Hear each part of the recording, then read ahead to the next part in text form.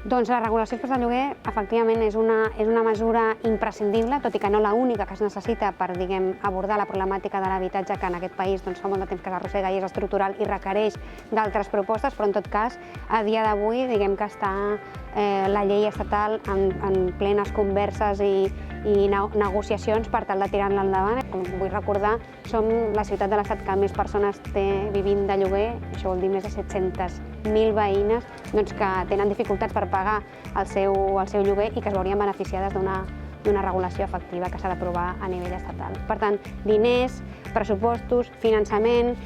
qualificacions indefinides per l'habitatge protegit, ajudes i subvencions i finançament destinades a generar habitatge públic de lloguer. S'ha d'acabar amb aquesta anomalia o s'ha de minimitzar aquesta anomalia de l'habitatge protegit de venda, que no té cap sentit i que a Europa no existeix, i després també una fiscalitat que faciliti a totes aquelles administracions o promotors socials o promotors amb lucre limitat que volen fer habitatge de lloguer assequible i que avui ho tenen molt més difícil que aquells que volen venir a especular amb els lloguers posant preus desorbitats. A nivell de l'Estat, totes les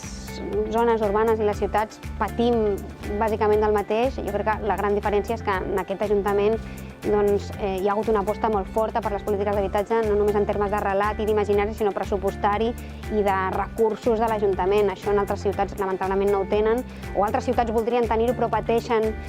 nivells autonòmics que són totalment regressius. Llavors, si mirem a Europa, sí que trobem llocs on hi ha moltíssimes diferències, perquè porten, com dic, dècades de bones polítiques d'habitatge, tot i que també tenen els seus problemes. Les problemàtiques de gentrificació són comunes. En Berlín, per exemple, segurament allà tenen més eines o un coixí d'habitatge assequible que permet que les crisis no siguin tan fortes com les que tenim aquí. És el tercer any de FAR i jo crec que cada any anem millorant, hi ha molta més participació, són espais imprescindibles d'intercanvi de coneixença. Fins fa uns anys, moltes de les polítiques d'habitatge que s'estan compartint aquí al FAR eren minoritàries o estaven denostades o es venien com que no tenien cap sentit,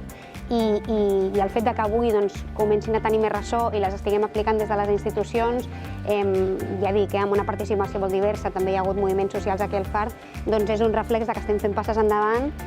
i aquests espais són importantíssims, com dic, per compartir, per visibilitzar tot allò que s'està fent de manera diferent respecte al que s'havia fet durant molt de temps, i espero que les properes edicions siguin encara millors.